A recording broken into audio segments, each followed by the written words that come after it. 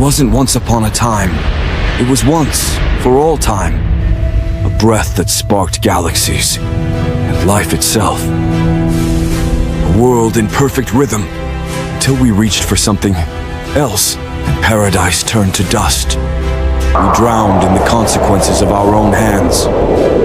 We built towers to reach the heavens, forgot who put the stars there. And one promise sparked a rescue plan for everyone, not through perfection, but through struggle, through betrayal, through famine, through forgiveness. A nation was born.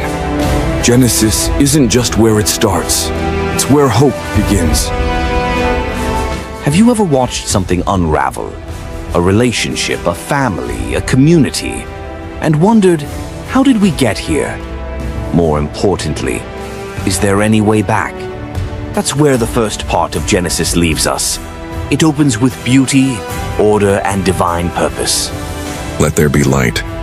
God speaks, and light floods the darkness. Creation responds in harmony. Humanity, formed in God's own image, is tasked with caring for the earth, multiplying and reflecting God's character. But it doesn't take long for things to break down. Did God really say you must not eat from any tree in the garden? We may eat of the fruit of the trees in the garden, but God said, "You shall not eat of the fruit of the tree which is in the midst of the garden, neither shall you touch it, lest you die." You will not certainly die.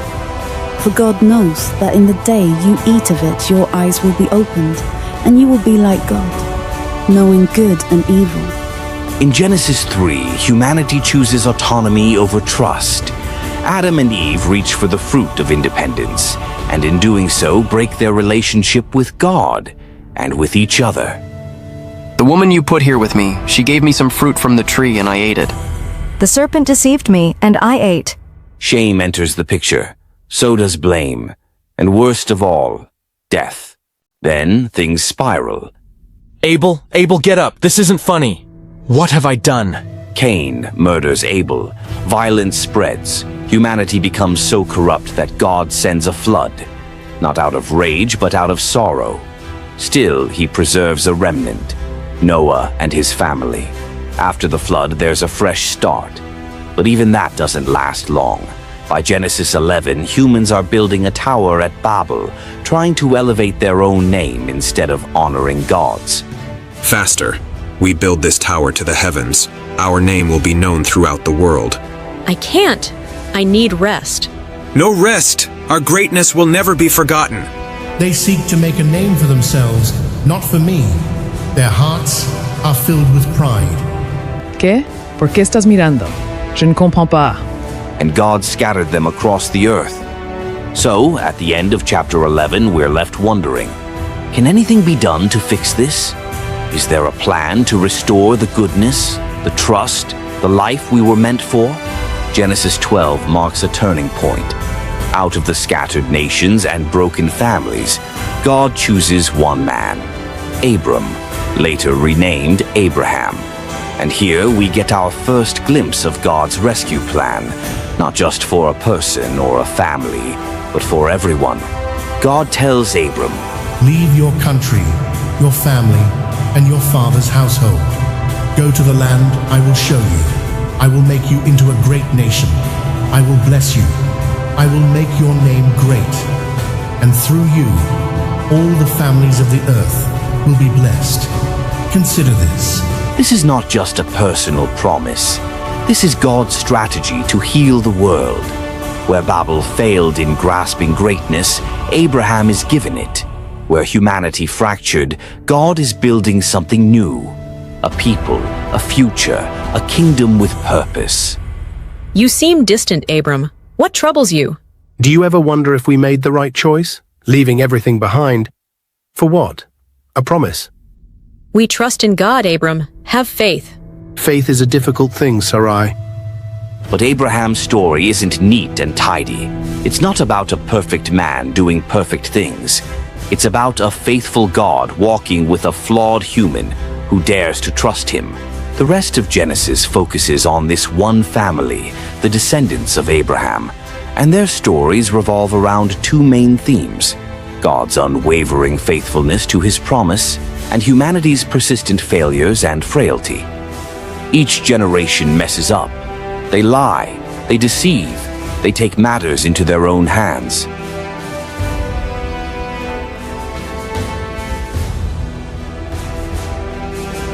Yet God keeps showing up.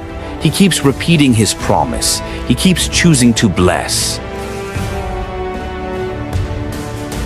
Why? Why what, Abram? Why does he forgive us? Why does he keep his promise even when we break ours? Because that's the kind of God he is. Abram, one who keeps his word even when we don't. You haven't slept in days. What troubles you so, my husband? The promise, Sarai. The land, the descendants. We grow older and still nothing. God has not forgotten us. But time is a thief, Sarai. What if we are not worthy? Don't say such things. God chose you, Abram. Have faith. Welcome to Egypt. You said you are brother and sister. Yes, great Pharaoh. This is my sister, Sarai. She is a beautiful woman. She will be well cared for in my house. How could you, Abram? You risked my life. For what? Your own safety? I was afraid, Sarai. They would have killed me for you. And what of me? Did you think of what would happen to me? I am sorry, Sarai. Forgive me. Abram, I have been thinking about the promise. What is it, Sarai? Perhaps God intends for the promise to be fulfilled through another. What are you suggesting? Take Hagar, my servant. Let her bear a child for you. It may be God's will. I don't know, Sarai. We must do everything we can to fulfill God's promise, Abram, even if it means this. I am your servant, Abraham. I will do as you command. He is a beautiful child, Abram. He is our son, Sarai. Abraham, Lord, look up at the heavens and count the stars, if indeed you can count them. So shall your offspring be. I believe, Lord. I believe. Abraham, your faith, though imperfect, pleases me. Lord, I reaffirm my covenant with you. Your descendants will inherit this land. They will be a great nation, and through them, all the world will be blessed. I am not worthy, Lord. Circumcision shall be the sign of this covenant, a reminder that life and legacy come not from your own strength, but from me. Isaac. His name shall be Isaac, for laughter has filled our home. God has kept his promise. These beasts are scrawny. Surely you can offer a better price. They are the finest in the land, young sir. She is beautiful. Can I help you, stranger? I am Isaac, son of Abraham. And you are? Rebecca. Something is amiss, Isaac. I feel a great struggle within me. What do you mean, my love? 2 nations are in my womb, 2 peoples destined for conflict. Esau and Jacob. From the moment they were born, Esau and Jacob were at odds, a tension that would only deepen with time. I'm famished. Jacob, give me some of that red stew. Only if you sell me your birthright. I'm about to die of starvation. What good is a birthright to a dead man? Swear to me that the birthright is mine. I swear. Now give me the stew. And so, for a bowl of stew, Esau relinquished his birthright. But Jacob's ambition wasn't satisfied. Esau, my son, come here. I am old, and I do not know the day of my death. Prepare me a savory dish, that I may bless you before I die. I overheard. Jacob, listen to me. Your father loves Esau, but I know what is right. I will prepare the kid, and you shall bring it to your father. But Esau is hairy, and I am smooth. If my father touches me, he will know I am deceiving him, and I shall bring a curse upon myself, not a blessing. Let the curse be on me, my son. Just obey. Jacob's deceit had poisoned his family. Esau's rage burned hot. The days of mourning for my father are near. Then I will kill my brother Jacob.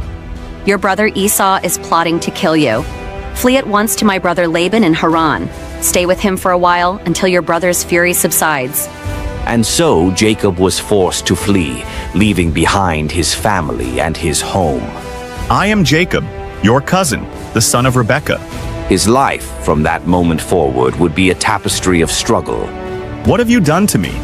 I served you for Rachel. Why have you deceived me? It is not our custom here to give the younger daughter in marriage before the older one. Finish this bridal week. Then in return for another 7 years of work, I'll give you Rachel too. Jacob's life was marked by deception, both given and received. His struggle, both internal and external, was far from over. But the pivotal moment came one night when he was alone. Who's there? A mysterious man wrestled with him until dawn. Let go. I won't let you go. Jacob, the deceiver, refused to let go. Unless you bless me. What is your name? Jacob. Your name will no longer be Jacob, but Israel, because you have struggled with God and with humans and have overcome. In that struggle, God gave him a new name, Israel, one who wrestles with God. It's more than a name. It's a picture of what faith often is, not perfect obedience, but holding on when things don't make sense. Jacob, now Israel, had 12 sons. One of them, Joseph, was his favorite, and everyone knew it. When Jacob gave Joseph a special robe, the jealousy of his brothers reached a breaking point. Maybe we shouldn't. Shut it, Reuben. Too late for that. Walk faster. The brothers of Joseph plot to kill him, but instead sell him into slavery. They tell their father Joseph is dead. We found this, near the road.